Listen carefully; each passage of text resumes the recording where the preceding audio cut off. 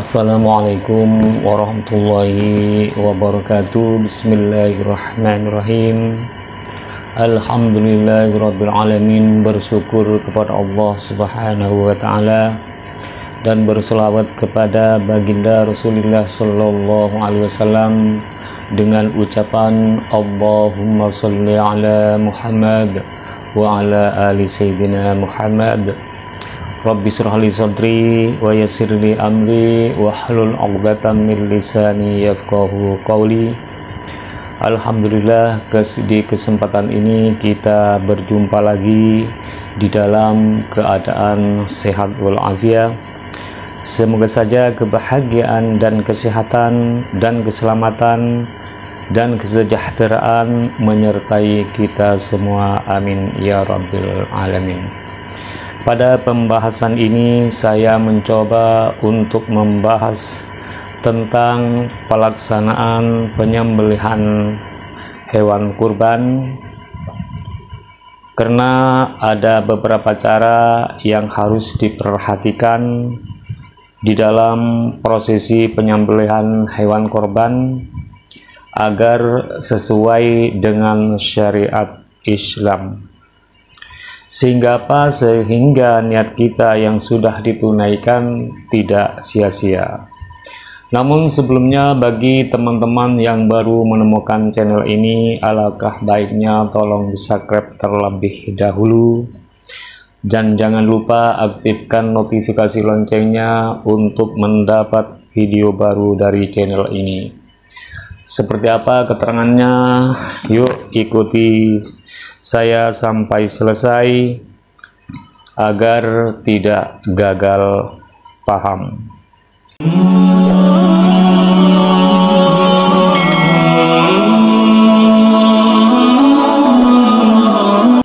Para sahabatku yang dimuliakan oleh Allah Subhanahu wa ta'ala, di dalam prosesi penyembelihan hewan kurban ada 5 yang harus kita lakukan.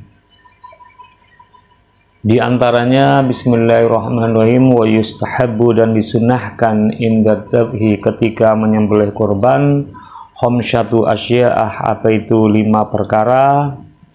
Ahadua, utawi salah satunya 5 perkara, atas miyatuh, yaitu membaca bismillah.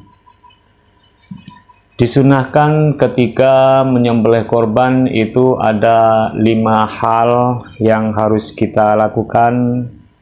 Disunahkan salah satunya yaitu membaca bismillah. Fayaquluh, maka berdoa adzabihu, siapa itu orang yang memotong korban, membaca siapa orang yang memotong korban, bismillahi, kepada lafaz bismillah. Di saat penyembelihan hewan korban disunahkan melakukan 5 hal, salah satunya yaitu baca bismillah walaupun tidak dibaca secara sempurna. Akan tetapi wal akmaluh, dan utawi yang lebih utama, bismillahirrahmanirrahim, yaitu membaca bismillahirrahmanirrahim. Akan tetapi yang lebih sempurna membaca bismillah itu hingga selesai. Sekarang pertanyaannya, bagaimana hukumnya orang yang menyembelih korban jika tidak membaca bismillah, entah ia sengaja ataupun tidak? Falau lam yusammi, maka jika tidak membaca bismillah siapa itu yang memotong korban, halah, maka halal al-madbuhu, apa itu hewan yang disembelih. Jika seandainya orang yang menyembelih korban itu tidak membaca bismillah, seandainya, maka binatang korban itu yang disembelih hukumnya tetap halal. Akan tetapi disunahkan untuk membaca bismillah sesuai dengan hadis Nabi Muhammad sallallahu alaihi wasallam, bismillahirrahmanirrahim, dhabihatul muslimi halalun dzakara ismallahi 'alaiha am lam yudkar. Sembelihan seorang muslim itu halal, kata Nabi, baik ia menyebut nama Allah baik ia tidak menyebut nama Allah, akan tetapi membaca bismillah itu hukumnya sunnah, maka ketika memotong hewan jangan lupa untuk membaca bismillahirrahmanirrahim. Para sahabatku yang dimuliakan oleh Allah Subhanahu wa taala, itu syarat yang pertama kesunatan menyembelih korban itu membaca bismillah. Wasani dan utawi yang kedua as-salatu, yaitu membaca sholawat ala nabi terhadap Nabi Muhammad sallallahu alaihi wasallam. Kesunatan yang kedua ketika menyembelih korban yaitu membaca sholawat, termasuk membaca Allahumma sholli ala sayyidina Muhammad wa ala ali sayyidina Muhammad. Wa yukrahu, dan dimakruhkan ayyajma'a, apa itu mengumpulkan siapa itu orang yang menyembelih baina ismillahi, di antara nama Allah, wa ismi rasulihi, dan di antara nama Rasul Allah, dan dimakruhkan mengumpulkan di antara nama Allah dan nama Rasulnya. Itu yang ketiga, yang syarat yang kedua, sunnah yang kedua membaca bismillah. Wasalitu dan utawi syarat yang ketiga istiqbalul qiblatih, yaitu menghadap kiblat, bidzabihati, kepada sembelihannya, ayyuwajihu, yakni menghadapkan Allah bi, siapa itu orang yang memotong hewan, matbah, kepada sembelihan kurbannya, lil qiblatih, kepada kiblat, wa yatawajjau, dan menghadap huwa, siapa itu orang yang memotong korban, aidon, juga syarat sunnah yang ketiga yaitu menghadapkan binatang kurbannya ke kiblat. Jadi binatang kurbannya itu dihadapkan ke kiblat. Maksudnya orang yang menyembelih itu harus menghadapkan leher binatangnya itu ke arah kiblat. Dan juga orang yang menyembelih hewan kurban itu disunahkan juga menghadap ke kiblat, seperti itu.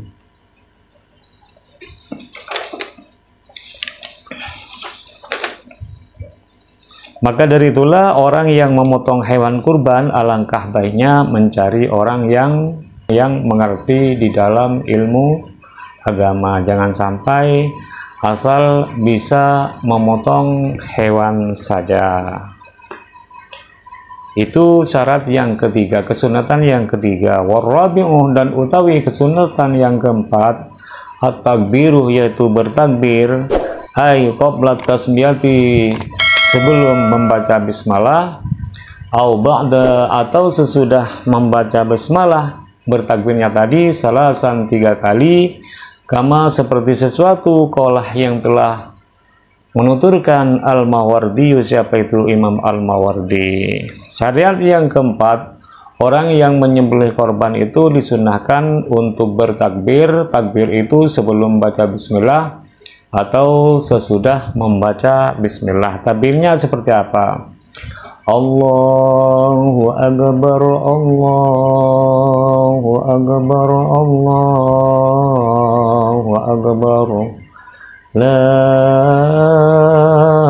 ilaha illallah, Allahu Akbar, Allahu Akbar, walillahil hamd. Itu bertakbir 3 kali seperti yang disampaikan oleh Imam Al-Mawardi. Itu sunnah yang keempat. Wal khamisu, dan utawi sunnah yang kelima, ad-du'a'u, yaitu berdoa, bil qubulih, dengan semoga diterima Allah. Kesunatan yang keempat, orang yang berdoa, orang yang menyembelih korban itu berdoa semoga korban tersebut diterima oleh Allah Subhanahu wa ta'ala. Seperti apa doanya? Fayaquluh, maka berdoa al-dhabihu, siapa itu orang yang memotong korban, doanya hadihi minka au ilaika fataqabbal ay hadihil udhiyata ni'matan minka alayya wa taqarrabtu biha ilaik fataqabbalha minni. Orang yang menyembelih korban itu harus berdoa seperti tadi itu, artinya ini adalah dari engkau dan untuk engkau, maka sudilah engkau menerimanya. Maksudnya apa? Maksudnya binatang kurban ini adalah nikmat darimu untukku, dan aku mendekatkan diri kepadamu dengan binatang korban ini. Maka terimalah binatang korban ini dariku. Itu sunnah-sunnah di dalam memotong korban yang perlu kita perhatikan. Maka dari itulah, kalau mau menyembelih hewan kurban, maka carilah pemotong hewan kurban yang mengerti hukum agama. Maka yang diprioritaskan memotong korban itu orang yang mengerti hukum agama.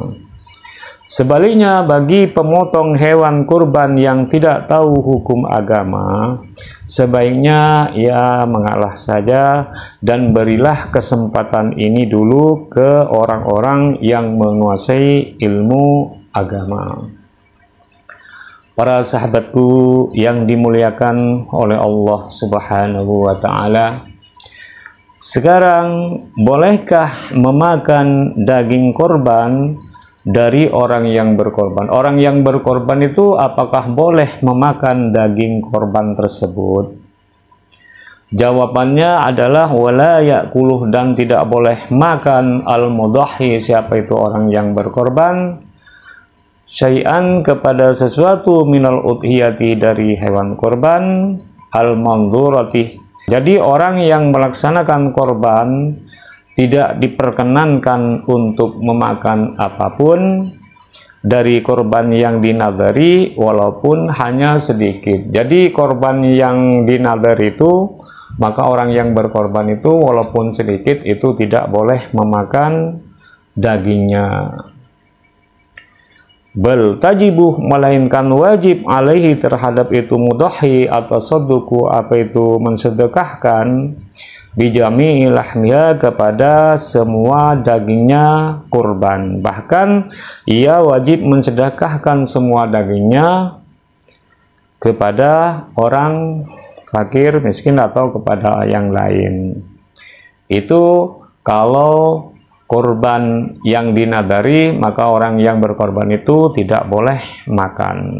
Bahkan falau akhorah, maka jika menunda siapa itu al-mudahhi kepada itu kurban, fatalafat, maka rusak apa itu kurban, lazimah, maka wajib kepada itu al-mudahhi dhamanuhu, apa itu menggantinya mudahhi. Seandainya ia menunda untuk mensedekahkan sehingga daging itu membusuk, misalnya ada orang yang berkorban yang dinadari itu menahan dagingnya sudah dipecah-pecah tapi gak segera diantarkan ke orang lain, maka jika daging korban itu sudah rusak, maka orang itu kalau daging korban yang dinadari sudah rusak itu maka wajib menggantinya kalau daging korban itu dinadari. Terus sekarang bagaimana dengan korban sunnah? Korban sunnah yang bukan nadar itu namanya korban sunnah. Bolehkah orang yang berkorban itu memakan daging korban tersebut? Kalau nadar, kalau korban itu korban sunnah, apakah orang yang berkorban itu boleh memakan?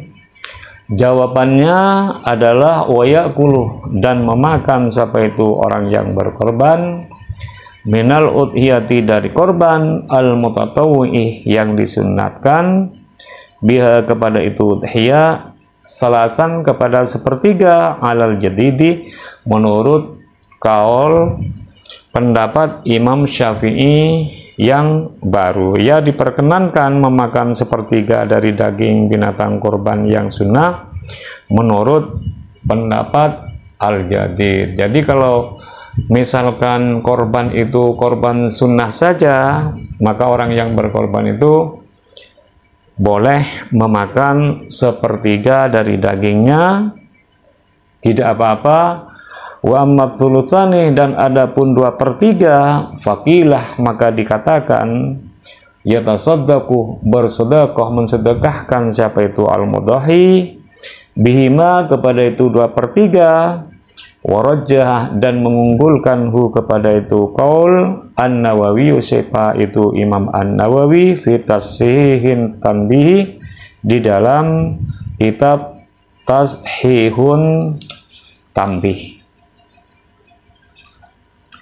Adapun untuk 2/3-nya, ada yang mengatakan harus disedekahkan. Kalau kurban sunnah itu 2/3-nya itu, sepertiganya itu dimakan, 2/3-nya itu diberikan kepada orang lain. Dan pendapat telah diunggulkan, dan pendapat ini telah diunggulkan oleh Imam An-Nawawi di dalam kitab Tashihun Tanbih. Wakilah, dan dikatakan yuhdi, memberi hadiah siapa itu orang yang berkorban, salasan sulusan, kepada sepertiga, lil musliminah, kepada beberapa orang muslim, minal auniyai, dari beberapa orang kaya, wa yatasaddaqu, dan mensedekahkan siapa itu al-mudhahi, bisulusin, dengan sepertiga, alal fuqara'i, terhadap fakir, beberapa orang fakir. Dan ada yang mengatakan bahwa ia menghadiahkan sepertiga dari dagingnya kepada kaum muslimin yang kaya, dan sepertiganya lagi diberikan kepada kaum fakir kalau kurban itu kurban sunnah. Akan tetapi walam yurajjih, dan tidak mengunggulkan hu, kepada itu yang disebut An-Nawawi, siapa itu Imam An-Nawawi, fir raudhatih, yang berada di dalam kitab Raudhah, wa asliha, dan asal kitab Raudhah, syai'an, kepada sesuatu, min hadaini, dari ini, dari dua ini, min hadainil wajhaini, dari arah dua ini. Di dalam kitab Ar-Raudhah dan kitab asalnya, Imam An-Nawawi tidak mengunggulkan salah satu dari dua pendapat ini. Para sahabatku yang dimuliakan oleh Allah Subhanahu wa ta'ala. Terus sekarang, bolehkah orang yang berkorban itu menjual sesuatu dari dagingnya atau bulunya atau kulitnya? Bolehkah orang yang berkorban itu menjual itu?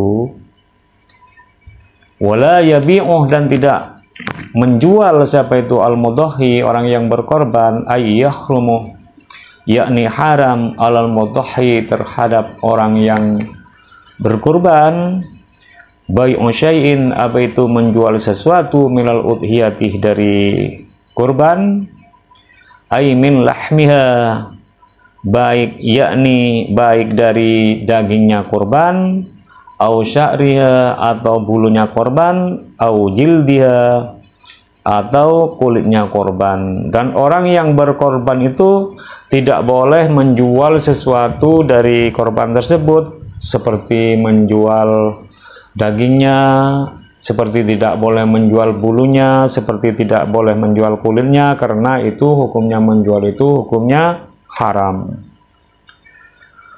Wa yahrumu, dan haram aidon juga, ja'luhu, apa itu menjadikannya al-mudhahi, ujrotan, kepada upah, lil jazzali, kepada itu penjagal. Begitu juga haram menjadikan bagian dari binatang kurban tersebut sebagai ongkos untuk pejagal. Kalau misalkan pejagal itu diongkosi, dikasih dagingnya buat ongkos, maka itu hukumnya haram. Walau kanat, dan walaupun ada al-udhiyatu, apa itu kurban tatawu'an, yaitu sunnah, sekalipun korban itu adalah korban sunnah, tidak boleh, haram menjual daging, haram menjual bulunya, dan haram menjual kulitnya, dan haram menjadikan ongkos diambilkan dari dagingnya. Wa yudhimu, dan memberi makanan siapa itu orang yang berkorban hatman wajib minal udhiyati, dari korban al mutatawwi yang disunnahkan, biar dengan itu udhiyah al fuqara'ah, kepada beberapa orang fakir, wal masakinah, dan beberapa orang miskin. Dan wajib orang yang berkorban itu wajib memberi makan bagian dari binatang, sebagian dari binatang korban yang sunnah. Bagian dari binatang korban yang sunnah itu dibagikan kepada kaum-kaum fakir dan dibagikan kepada kaum-kaum miskin. Nah, akan tetapi wal afdaluh, dan utawi yang lebih utama, at-tasadduqu, yaitu mensedekahkan bijami'ah, kepada semua kurban, illa lukmatan, kecuali secuil, al-lukman atau satu cuil, yatabarruku, ngamri tabarruk, al-mudahhi, siapa itu orang yang berkurban, biakliha, dengan memakan korban. Yang paling utama, daging korban tersebut disedekahkan semuanya, kecuali memakan satu atau beberapa cuil saja. Jangan terlalu banyak, mendingan diberikan kepada orang fakir, miskin, dan sekitarnya. Yang dimakan oleh orang yang berkorban tujuannya untuk makannya itu tujuannya untuk mengharap barokah, seperti itu. Kenapa? Fa'innahu, maka sesungguhnya yang disebut yusannuh, maka disunahkan lahu, kepada itu al-mudahhi, dalikah, apa itu yang disebut. Maka sesungguhnya hal yang demikian itu disunahkan baginya. Artinya makan sebagian dari korban itu, jangan terlalu banyak, maka itu hal yang disunahkan.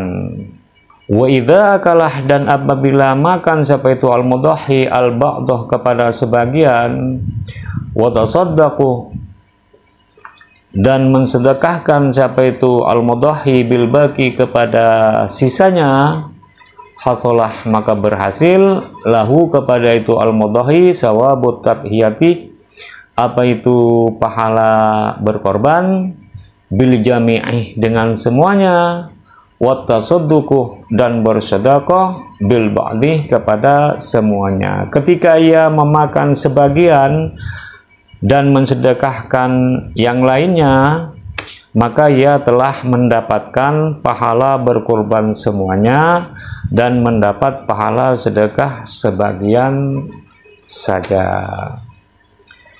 Itu saja dari saya, semoga bermanfaat, dan apabila ada makna-makna atau pemahaman yang kurang pas, saya mohon maaf yang sebesar-besarnya. Kesimpulan dari konten ini, penyembelihan korban itu ada 5 kesunahan yang wajib kita lakukan supaya mendapat kesunahan. Yang pertama, orang yang menyembelih korban itu membaca bismillah. Yang kedua, membaca sholawat orang yang menyembelih korban. Yang ketiga, menghadap kiblat. Yang keempat, bertakbir. Yang kelima, berdoa seperti membaca hadihi minkah wa ilaika fataqabbal hadhil udhiyata rahmatan minkah alayya wa taqarrabtu biha ilaika fataqabbalha minni, seperti itu. Dan apabila konten ini sangat bermanfaat, silahkan di like, comment, share, and subscribe, dan dibagikan kepada teman-teman yang lain supaya mendapat manfaatnya juga. Dan doa terbaik dari saya, semoga Allah mengampuni dosa-dosa kita, supaya Allah memberkahi umur kita, semoga Allah menjaga iman kita, dan semoga kita dengan Allah dijadikan orang yang husnul khotimah. Amin ya rabbil alamin. Wabillahi wa taufiq wal hidayah wal ridha wal inayah wal afu minkum. Assalamualaikum warahmatullahi wabarakatuh.